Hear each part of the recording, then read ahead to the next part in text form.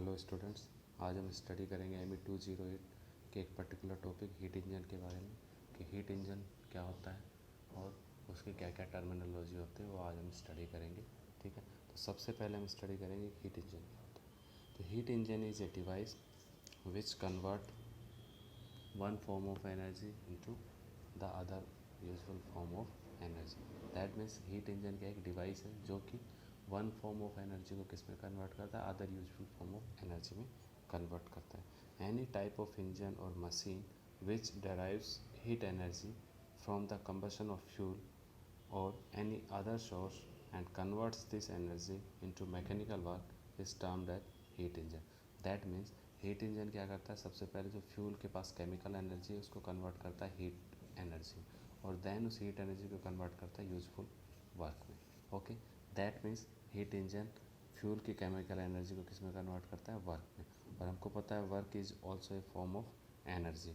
Okay, तो that means engine क्या कर रहा है, आपकी वन फॉर्म ऑफ एनर्जी को other useful form of energy में क्या कर रहा है, कन्वर्ट कर रहा है। हीट इंजन टू टाइप्स के होते हैं, external combustion engine and internal combustion engine. External combustion engine में क्या होता है, जो कंबशन होता है फ्यूल का आउटसाइड द इंजन सिलेंडर होता है। ओके, तो जब कंबशन होगा फ्यूल का तो केमिकल रिएक्शन होगी और केमिकल रिएक्शन होगी तो कुछ कंबशन प्रोडक्ट्स बनेंगे प्लस कुछ हीट जनरेट होगी और हीट लिबरेट होगी केमिकल रिएक्शन, क्योंकि ये जो रिएक्शन है कंबशन की ये क्या एक्सोथर्मिक रिएक्शन। दैट मीन्स जब कंबशन होगा तो क्या बनेंगे, हॉट गैसेज बनेंगे और हॉट कंबशन प्रोडक्ट्स बनेंगे। अब ये हॉट कंबशन प्रोडक्ट्स जो अपनी हीट एनर्जी है ये किसको ट्रांसफ़र करेंगे, जो इंजन का वर्किंग फ्लूइड है उसको ट्रांसफ़र करेंगे by heat exchanging method. Then जो वर्किंग फ्लूइड है कंबशन प्रोडक्ट से हीट लेने के बाद उसका टेम्परेचर और प्रेशर क्या हो जाएगा, इंक्रीज हो जाएगा और देन वो इंजन सिलेंडर में जाके क्या करेगा, वर्क प्रोड्यूस करेगा। तो एक्सटर्नल कंबशन इंजन में combustion products directly work produce नहीं करते, ये अपनी एनर्जी और हीट एनर्जी किसको ट्रांसफ़र करते हैं, वर्किंग फ्लूइड को। देन वो वर्किंग फ्लूइड क्या करता है, इंजन में वर्क प्रोड्यूस करता है।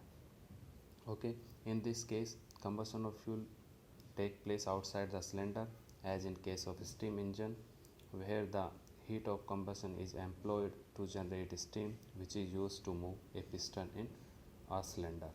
Okay, तो स्टीम इंजन में क्या होता है कि जब कंबशन होगा फ्यूल का in boiler okay outside the engine cylinder तो क्या बनेंगे, हॉट कंबशन प्रोडक्ट्स बनेंगे और हॉट कंबशन प्रोडक्ट्स अपनी हीट किसको देंगे, वाटर को देंगे। वाटर हीट लेने के बाद किस में कन्वर्ट हो जाएगा, स्टीम में। और ये हाई प्रेशर हाई टेम्परेचर की स्टीम फिर दैन कहाँ जाएगी, इंजन सिलेंडर में जाएगी, स्टीम इंजन सिलेंडर में जाएगी और वहाँ पे क्या करेंगी, वर्क प्रोड्यूस करेंगी। तो यहाँ पे आप देख सकते हो कि कंबशन प्रोडक्ट्स ने डायरेक्टली कोई वर्क प्रोड्यूस नहीं किया, उसने अपनी एनर्जी और अपनी हीट एनर्जी किसको ट्रांसफ़र की है, स्टीम को ट्रांसफ़र किया और स्टीम ने वर्क प्रोड्यूस किया। ठीक है, तो यहाँ पे वर्किंग फ्लूइड स्टीम हो गया और कंबशन प्रोडक्ट्स आपको पता ही। Okay, other examples of external combustion engines are hot air engine, steam turbine, and closed cycle gas turbine. These engines are generally used for driving locomotives, ships, and generation of electric power, etc.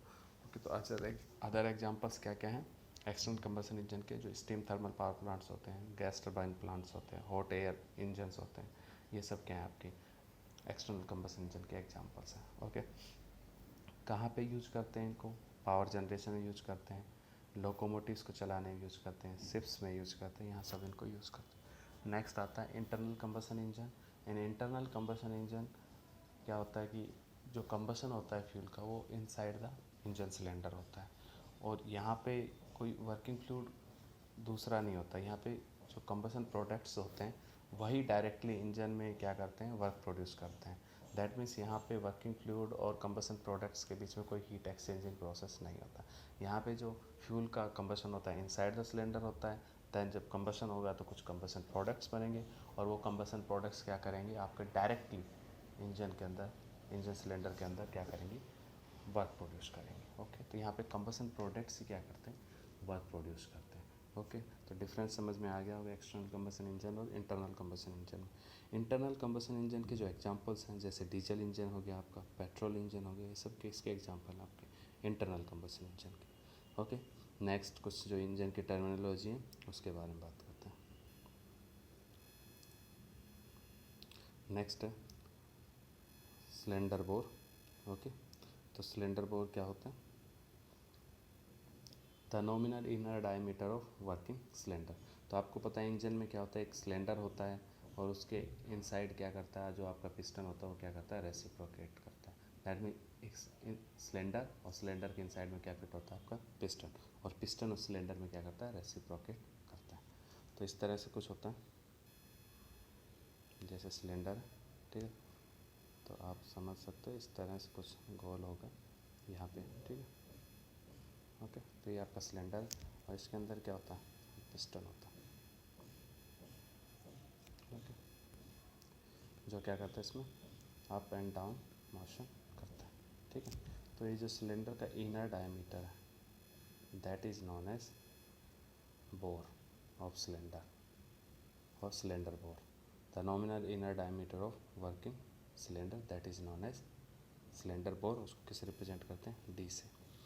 Piston area, the area of circle of diameter equal to the cylinder bore. तो जो piston area होगा, क्योंकि cylinder क्या होता है, circular होता है अंदर से, ठीक है, तो पिस्टन भी क्या होगा, सर्कुलर ही होगा, ठीक है, और बेलनाकार होगा ये कह सकते हैं पिस्टन भी, ठीक है। तो यदि हम पिस्टन को ऊपर से देखेंगे तो कैसा दिखाई देगा, कुछ ऐसा दिखाई देगा, ठीक है। तो ये जो टॉप एरिया है पिस्टन का that is known as piston area, और जो पिस्टन का डायमीटर होगा वो सिलेंडर का इनर डायमीटर क्या होगा, इक्वल होगा, क्योंकि सिलेंडर के अंदर ही पिस्टन क्या है, फिट है, तो डायमीटर अप्रोक्स क्या होगा, इक्वल होगा, ठीक है। तो that is this area is known as piston area, okay. तो इसको निकालेंगे कैसे, पाई/4 डी स्क्वायर आपका इसका फॉर्मूला होगा, ओके। तो ये पिस्टन एरिया होगा। नेक्स्ट है stroke length, nominal distance through which a working piston moves between two successive reversal of its direction of motion, okay। तो यहाँ पे देखिए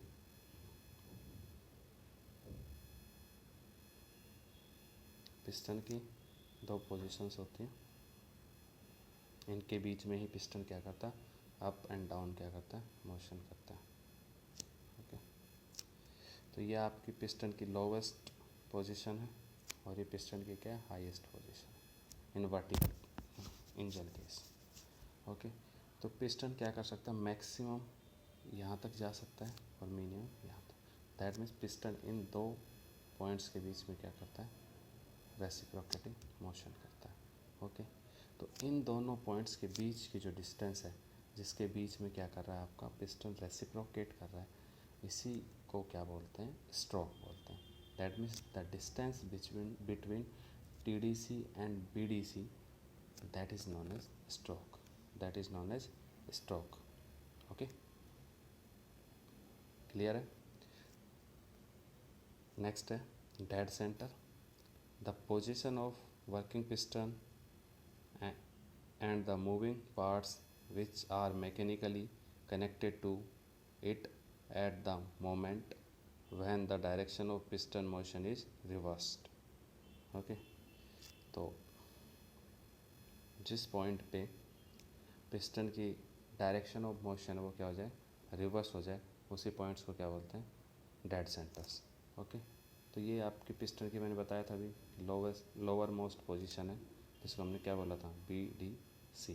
तो पिस्टन इससे नीचे नहीं जा सकता, इसके बाद क्योंकि पिस्टन नीचे आ रहा है और यहाँ इस पोजीशन पे आने के बाद पिस्टन और नीचे नहीं जाएगा, इसके बाद क्या हो जाएगा, इसकी डायरेक्शन चेंज हो जाएगी। तो दैट मीन्स इस पॉइंट पे इसकी डायरेक्शन क्या होगी, रिवर्स हो गई।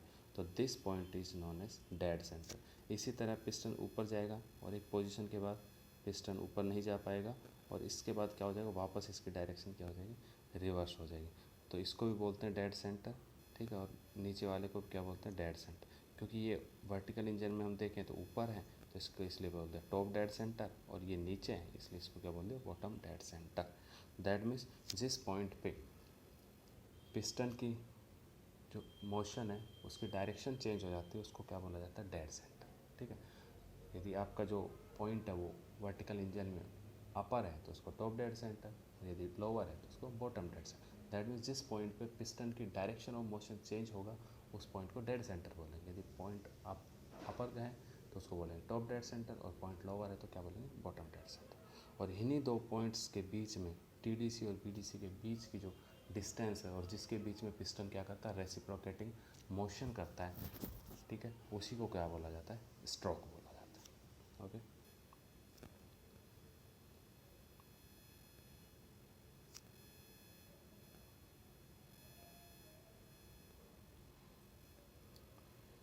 हाँ, bottom dead centre, the dead centre when the piston is nearest to crankshaft. In horizontal engine it is also called the outer dead center. Okay, तो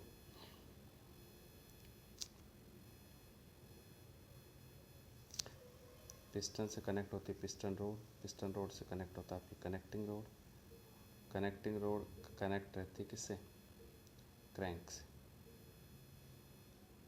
और क्रैंक क्या करती है, रोटेट करती है। ओके, ठीक है, तो ये जो लोअर पोजीशन है पिस्टन की, ये क्रैंक के क्या है, पास में, तो the dead centre when the piston is nearest to crankshaft, ठीक है, तो वो डेड सेंटर जो क्रैंक शाफ्ट की क्या है, नियरेस्ट है, उसको क्या बोलते हैं, बॉटम डेड सेंटर। और dead centre when the position is farthest from the crankshaft. Okay, तो जो अपर डेड सेंटर है और टॉप डेड सेंटर है, उसकी पोजीशन पिस्टन से क्या है, दूर है, इसलिए इसको क्या बोलते हैं, टॉप डेड सेंटर। तो वो डेड सेंटर जो क्रैंक शाफ्ट से दूर है उसको बोलते हैं टॉप डेड सेंटर, और जो पास में उसको क्या बोलते हैं, bottom dead centre in vertical engine. Okay, horizontal engine में क्या होगा,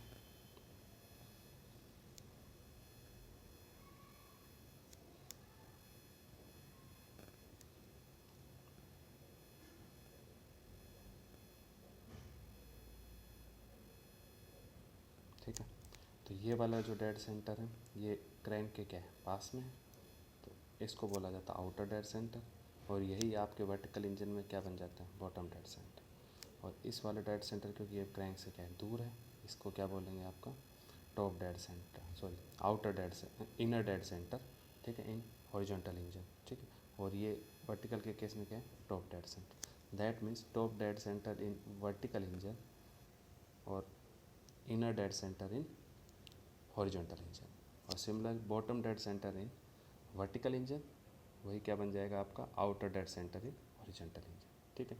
तो जब आपका डेड सेंटर क्रैंक शाफ्ट के पास में है तो उसको बोलेंगे बॉटम डेड सेंटर और इनर डेड सेंटर। इसी तरह जो यदि आपका पिस्टन का जो डेड सेंटर है वो आपका क्रैंक शाफ्ट से दूर है तो उसको बोलेंगे इनर डेड सेंटर और टॉप डेड सेंटर। ओके, और डेड सेंटर पे क्या होता है, आगे पिस्टन की जो मोशन की डायरेक्शन है वो क्या हो जाती है, रिवर्स हो जाती है, और क्योंकि पिस्टन इन्हीं दोनों डेड सेंटर के बीच में रेसिप्रोकेटिंग मोशन करता है, जो पिस्टन डिस्टेंस ट्रैवल करता है वो इन दोनों डेड सेंटर के जो बीच की लेंथ है इतना ही ट्रैवल करता है, तो इन दोनों डेड सेंटर के जो बीच की जो डिस्टेंस है उसी को हम क्या बोलते हैं, स्ट्रोक बोलते हैं। नेक्स्ट है आपका डिस्प्लेसमेंट वॉल्यूम और piston swept volume. The nominal volume generated by the working piston when traveling from one dead center to next one. Okay.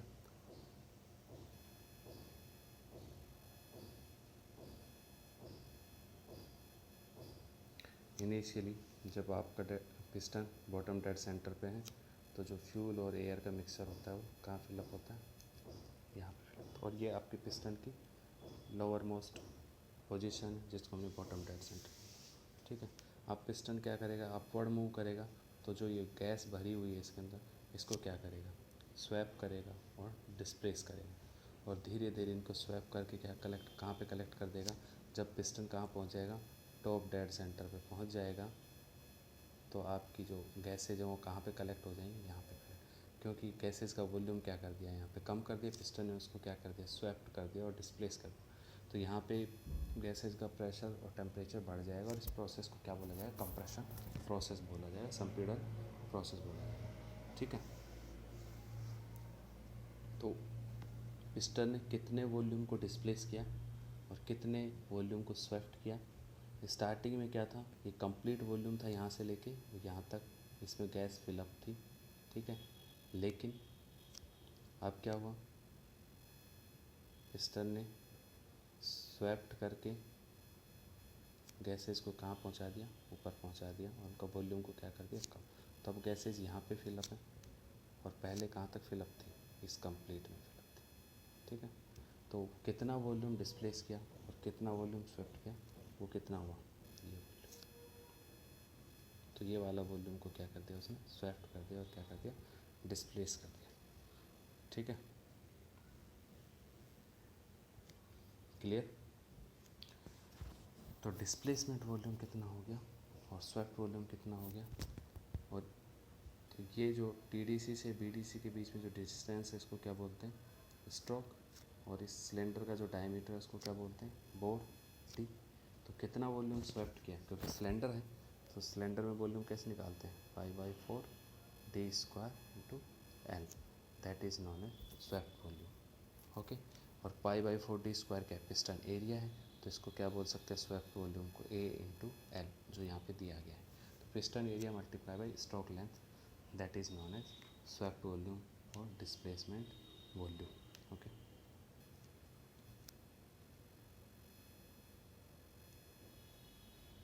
Finally piston यहाँ पहुँच गया था टीडीसी पे, तो यहाँ पे गैस कलेक्ट हो गई थी, हाई प्रेशर और हाई टेम्परेचर, क्योंकि गैसेज को हमने क्या कर दिया था, कंप्रेस कर दिया। तो this volume of cylinder known as clearance volume. जब आपका पिस्टन टॉप डेड सेंटर पे है तब जो सिलेंडर का वॉल्यूम है उसी को क्या बोला जाता है, clearance volume.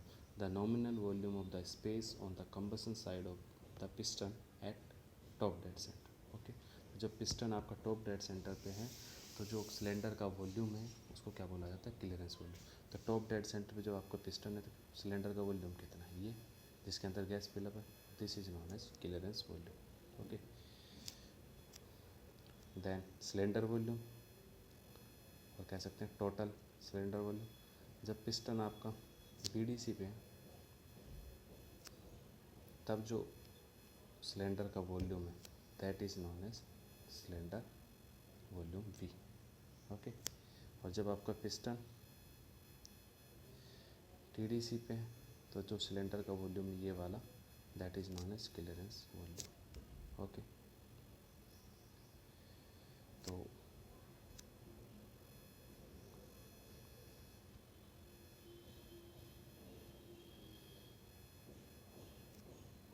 TDC BDC, okay, तो ये वाला जो वॉल्यूम है इसको तो बोला क्लियरेंस वॉल्यूम वीसी, और जो यहाँ से यहाँ तक का जो वॉल्यूम था उसको बोला वी।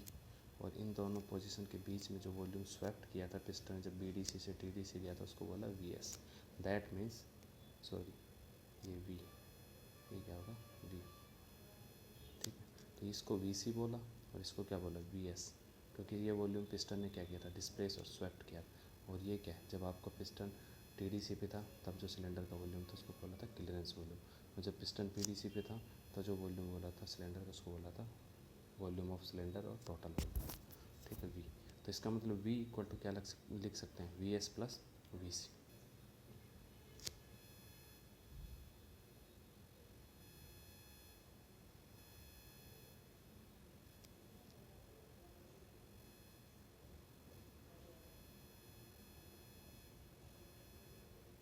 तो यहाँ पे यही लिखा है V equal to V S plus V C.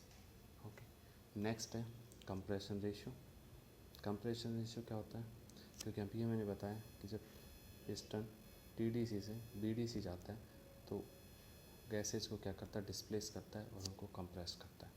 तो कंप्रेशन रेशियो क्या होगा फिर, volume before compression, that means जब कंप्रेशन नहीं हुआ उससे पहले जो वॉल्यूम था गैसेज का divided by volume after compression. तो वॉल्यूम बिफोर कंप्रेशन आपकी गैसेज कितने वॉल्यूम में फिलअप थी, इस कंप्लीट में फिलअप थी, और पिस्टन का था बीडीसी। ठीक है, तो वॉल्यूम बिफोर कंप्रेशन क्या हो गया वी, और आफ्टर कंप्रेशन आपका पिस्टन कहाँ है, टीडीसी पे, और तब वॉल्यूम कितना था वीसी। इसका मतलब जो compression ratio V by VC का रेशियो है, that means compression ratio is the ratio of volume before compression to volume after compression, जो कि क्या है आर से रिप्रेजेंट किया वी अपॉन वी सी।